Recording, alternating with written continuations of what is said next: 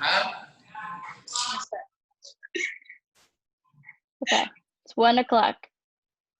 I'm clicking live now. Hello there. Wait. Welcome. Welcome to the SHG Monoprint workshop. Are we live? Can people see me?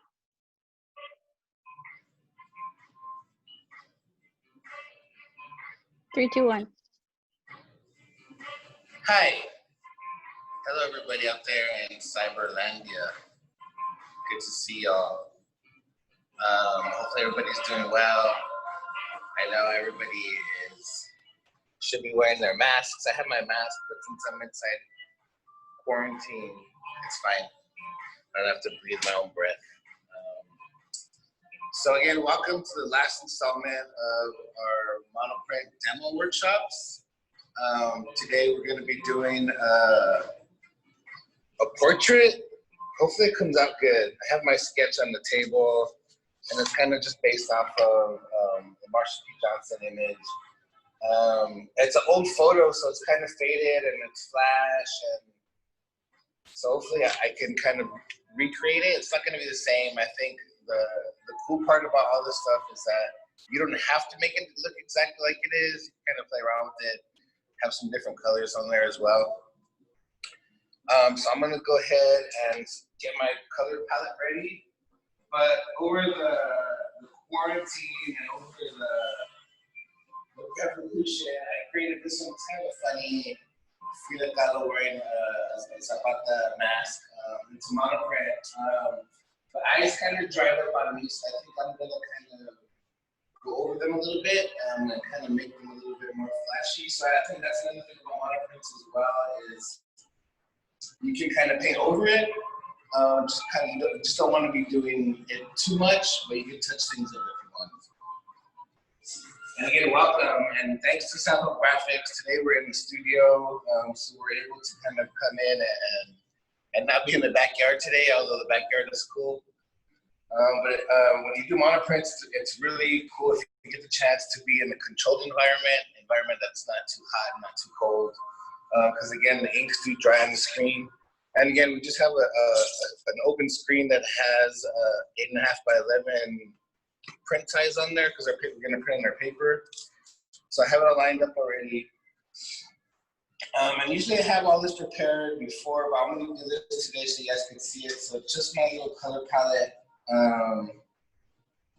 I'm not a trained painter, so I kind of just mess around with it. I've never actually painted on a canvas or anything, but just on screens. So I really like it. So I'm just gonna add some of my basic colors that I'm gonna use today. Some purple, some green. And I have that white right there so I can mix it in there. Some of this red here, if I can get it out. Some of this ink is a little bit dry, although I did add water. You don't want the inks to be too thick because it will dry really fast on the screen as well. Again, monoprint is basically painting onto a screen and creating a monoprint out of it. So just keep in mind that the screen is just a series of tiny like little holes, kind of like pantyhose, so that it does get clogged up quick. So when you paint, kind of think about like what areas do you think might dry out faster than the other, and when you apply the ink on there, when you're painting, just make sure it's thick and that you're not actually pushing it through the screen. So today we're gonna use a combination of both like brushes and my little bottles here. And since today we're doing a portrait, I think skin tone is super important. Skin tone, you know, you don't want people to look too pale or too dark. So just kind of really getting the skin tone. So I'm gonna put some of this brown, which I'm gonna mix with white. And then one of the artists actually left a skin tone that they used in the past, and that's pretty good. It's kind of a cool brown. So we'll mix them all together and hopefully we'll create a cool Marsha P. Johnson skin tone. Although the photo, it's a flash, so it looks like pale, and then she has makeup on, so it's gonna be figuring out how to create all that so that it looks good. And I haven't done a practice one, so I don't know how it's gonna come out, so be patient with me. And I think we need some green. I do have green on there. All right, so I actually need to add some of this red. So I have like a brick red, but then I also wanted to use like this fire red just for her lips as well. And I'm gonna start actually with one of these little squeeze bottles. Let me just test it out here, see if it's not clogged up. They clog up really fast. And I'm gonna use this for the little, I think they're called baby's breath. Flowers, and I'm just gonna put these little white dots. And it's white, so if it clogs up and it dries up white, that's okay. So this will be using a combination of both like brushes and squeeze tubes and kind of mixing ink on the palette. Again, for me, the goal is that I don't want it to look flat. Like I want it to have texture and depth. So like really kind of blending things together so that it is kind of like a painting and less like a flat, like one color screen print where it's just like one patch of color. I know it's baby's breath all up here. Face.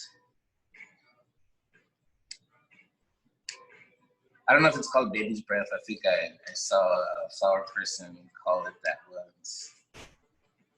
But I don't know nothing. So there's some of that. I'm gonna add some yellow here next to my red because I do want kind of like an orange yellow for some of the flowers and stuff.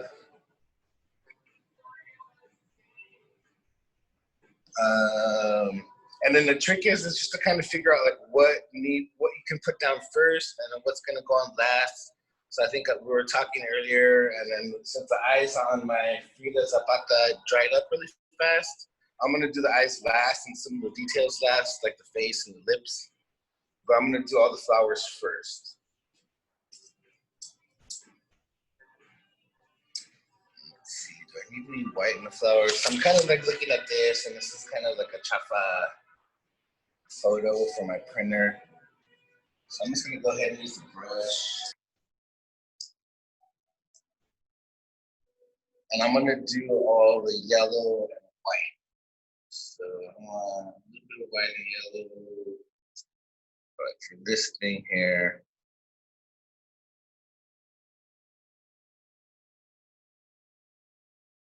I kind of want it to look like petals. So that's where it's really fun to like use the brushes and kind of like a petally look. And then I have my water here to my brushes in. I like that.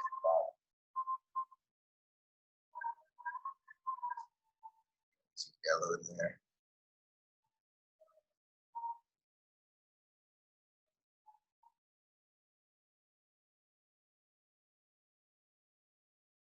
And I like the wild mix of colors. Some artists don't.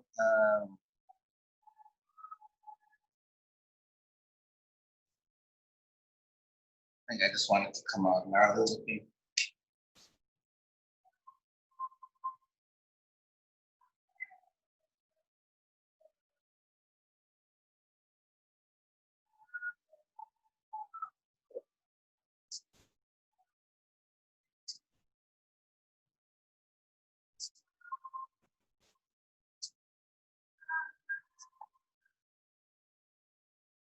Try to get these flowers on here. Again, I'm not an expert, so one of these days I'll take a painting class.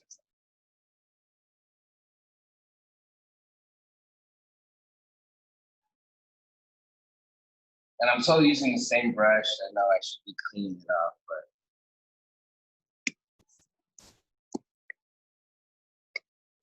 Get some of these reds.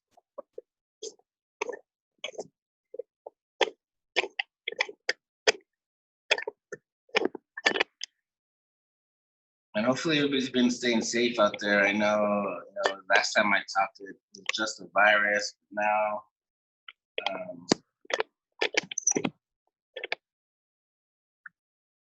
people are speaking up about all this police brutality and injustice. Not the police brutality, but the people speaking up about it.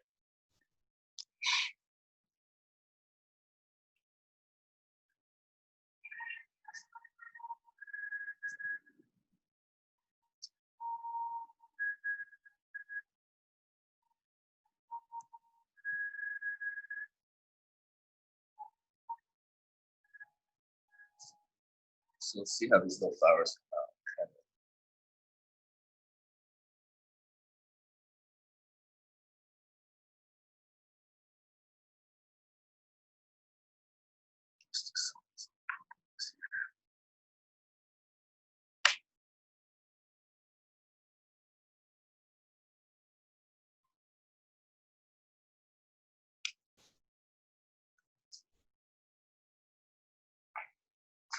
I'm gonna put some here just to get a splash of purple.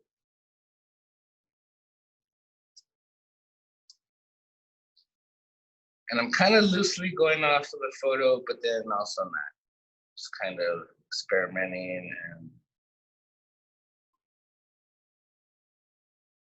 putting some color where I think there should be some color.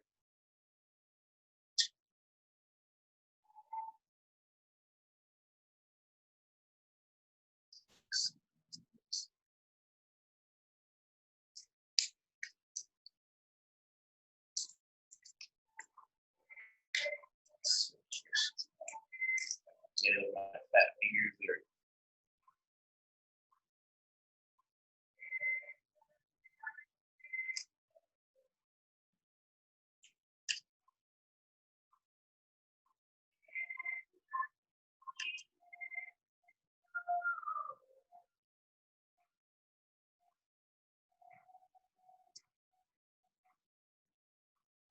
And on the bigger prints, it's such a large area that you have to really make sure that you're kind of going fast. It doesn't dry. I think the smaller ones, you don't have to be as fast because it's small, so you don't need to cover a whole big area. So you don't have to really worry too much about things drying up. And then once you get the hang of it, you could use that as your advantage. You know what I mean? And think about like areas where you want to highlight. And those are areas that you paint first because they'll be drying up first.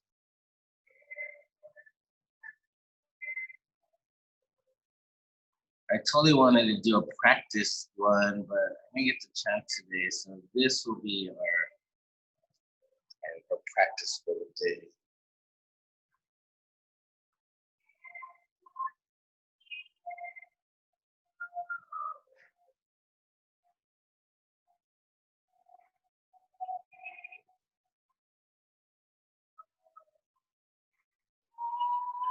And I'm hoping it looks like a thing.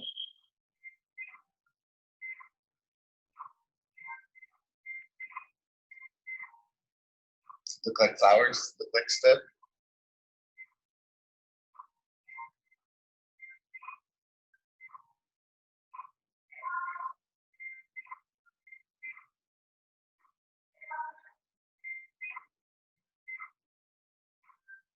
I mixed a little bit of red on there. I kind of don't like how red and yellow mixed. It looks like ketchup.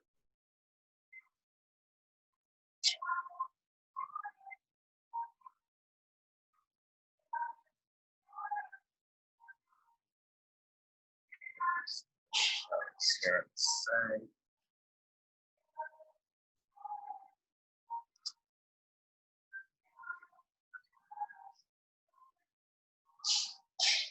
There we go.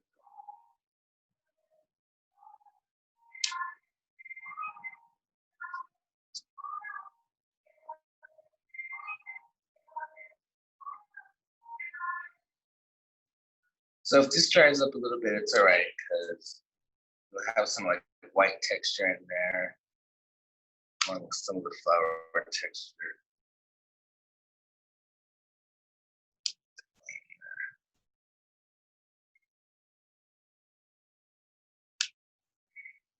Definitely, if you have questions, hit up the Facebook Live or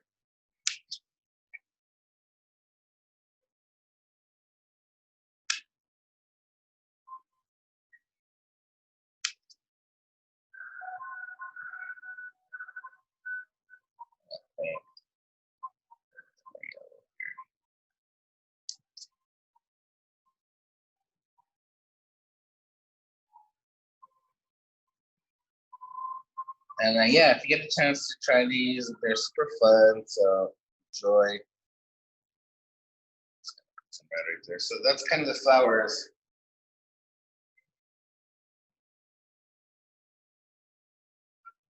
Next up, I'm going to change my little brush here. I'm going to work on the hair.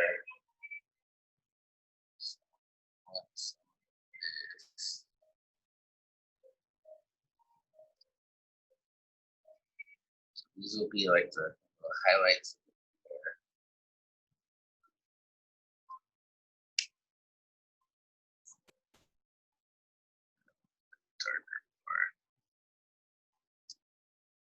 Oh, and I forgot.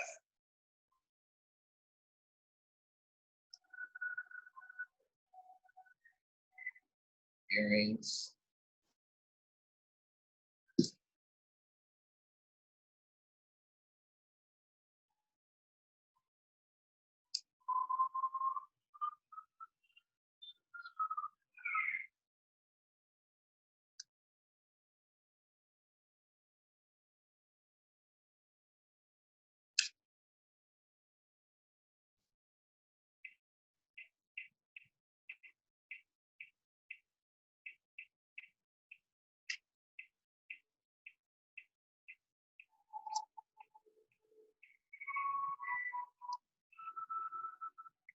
Big paint right here. I want to dry. There's some hair parts in here, but I want to try not to mess up my little baby's breath. And she's wearing like a headband that's holding on the flowers. I have this. This is a gold. Love it. And these are all like leftover inks from past prints. And then I kind of want this like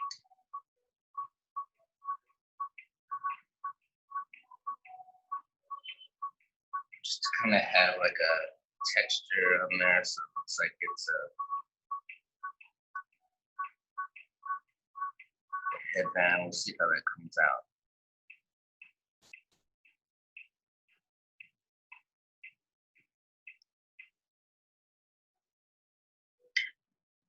And then also like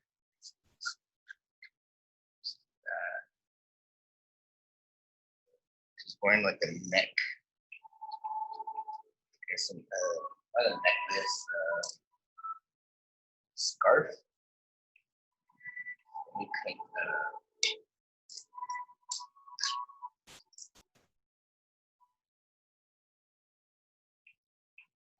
I want the scarf to be gold.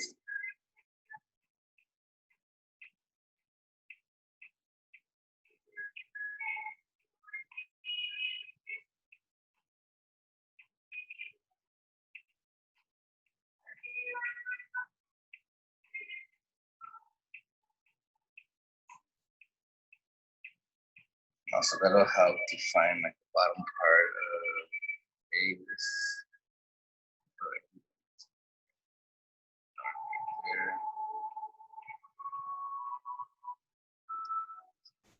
And that's like the weird scarf.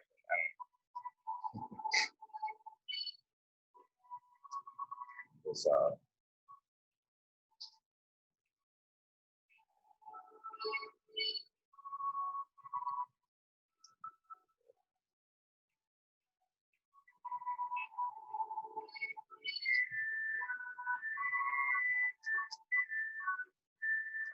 progress. So now I'm gonna start working on the face, and hopefully I can not mess it up. Let's see.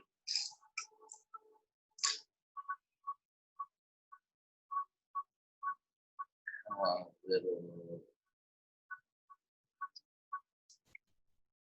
little bit of white, like a glossy lid.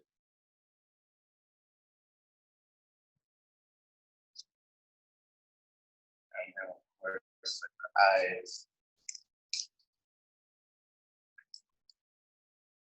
Use a smaller like, little brush.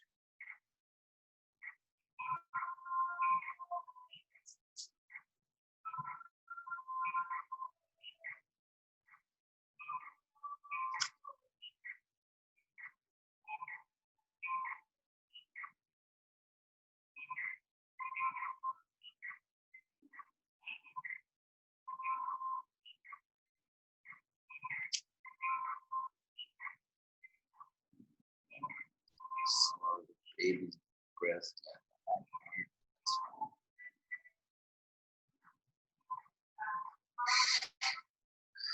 All right.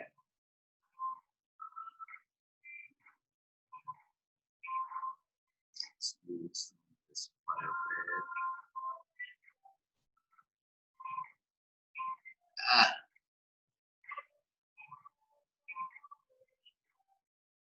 I don't want her to have Joker lips. My hands are all shaky.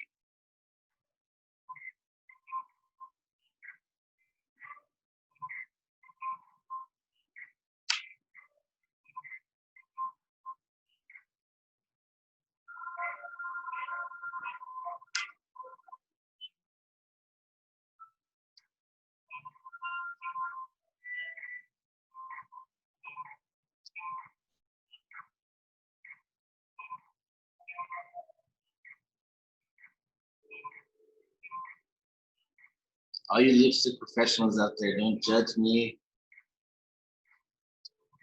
Kind of perfect lipstick.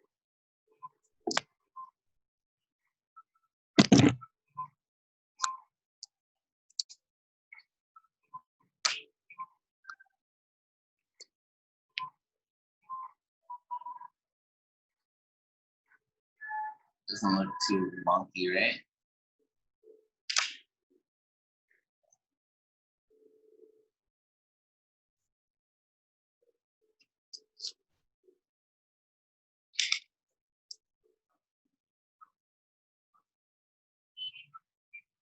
Ah, sorry. This one teased white. And since I spilled ink on there, it's gonna have just a big white, bright smile.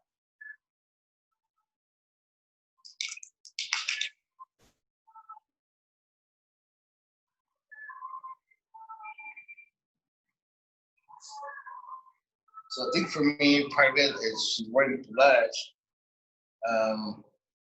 So trying to create like that brown blushy look for her cheeks.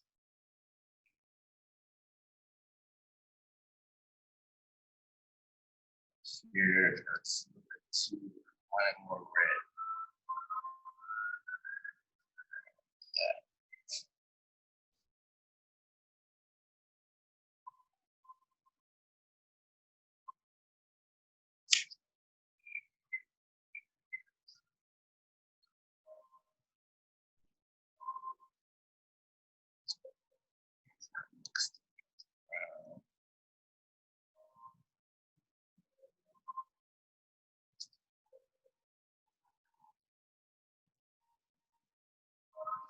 That doesn't look too bad.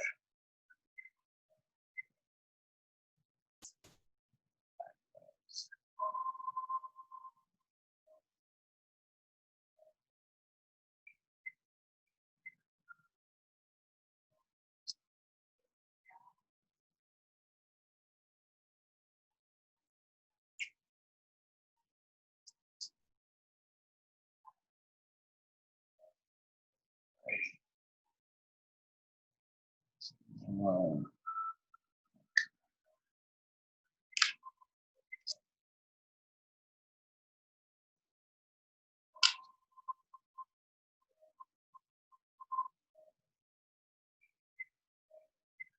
Definition, features.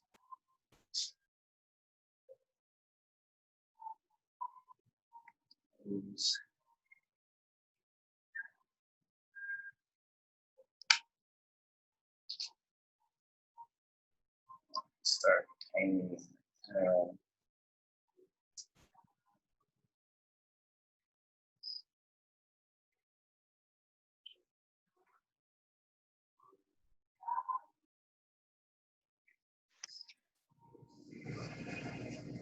Dewey, we have a couple of questions for you about the process. Sure. First off, do you start working from light colors to dark colors like a regular painting? It's actually, we're painting backwards. So you're applying like some of the light colors on first if you want that to be on top of your painting. If that makes sense. Okay. And then the second one is, how do you keep bright colors from smearing on lighter parts, like the lips, for example? Well, you can actually apply them and let them dry for a little bit. So the lips, I could have put on a little bit earlier and just kind of let them dry. It's gonna get smeared kind of no matter what. Because once you print it, it all smears together. But the trick is to not, or get the least amount of smear, is to apply that part on first and just let it dry a little bit. Like I'm not really painting around the lips right now. I'm just kind of letting them dry a little bit.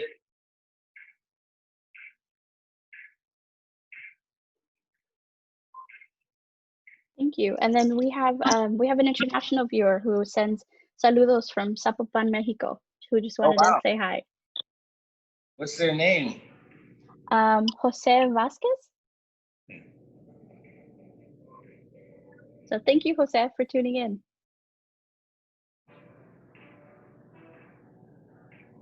Eyes. Oh my God, everybody. Hopefully it looks like it. Like, damn, not like just a big jumble of paint all over my screen.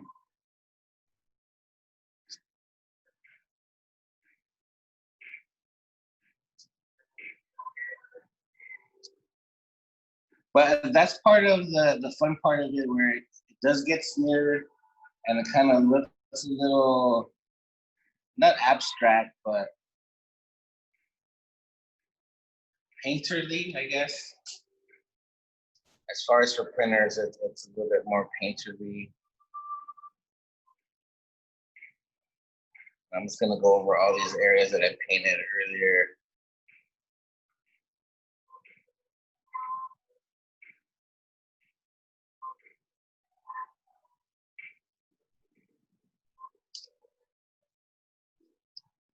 Shoulder.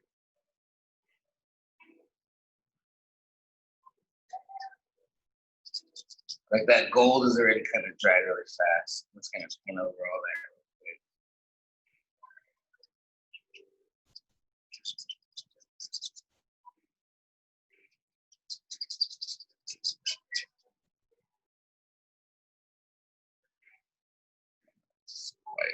This.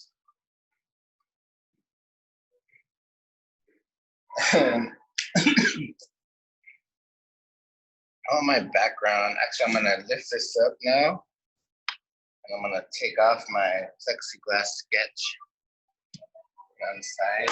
I think we're ready to print. And I want a cool, like light color background kind of style, so we're gonna use this greenish kind of color. And I want to make sure that I get some down here so that the ink doesn't cool down. So definitely down here too. And a lot of times with these, this is my first time doing it. So a lot of times the first time will be the kind of trial run where I kind of can gauge like what colors I need to use, or how fast I need to go, or what needs to be painted first. So it is a process. I think it's one process where you're not going to be happy with the results, and you might have to do a few of them until you're kind of happy. But here we go. Wish me luck, everybody.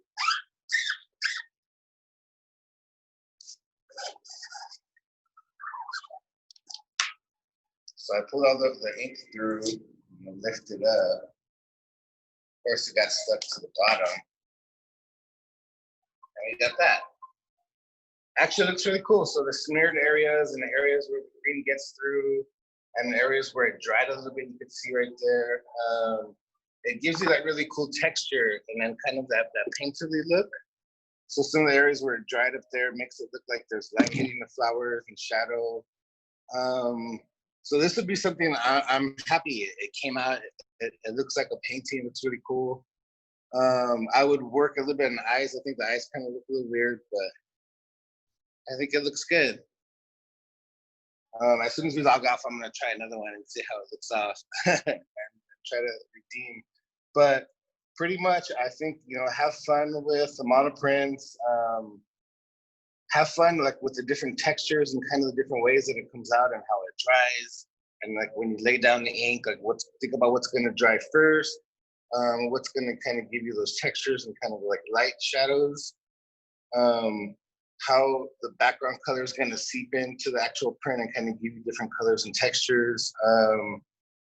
I think for me, that's the main part, is having fun with it and kind of doing something that's not a flat, just like one or two color print that has flat areas. Thank y'all. Hopefully y'all have a nice day. Hopefully soon, again, you know, stuff will be safe enough to go out and come and do some workshops here at Self-Help. But for now, be safe, wear a mask, wash your hands, don't get all sweaty like I'm getting sweaty. Thank you all, everybody. Dewey, we just have one more question. Is there a specific mesh size that works best for monoprint? Typically the higher mesh counts. So today I'm using a 160, but you could go all the way up to like 300, 350. But just keep in mind, the higher the mesh, the smaller the holes in the screen. So those will clog up a lot faster.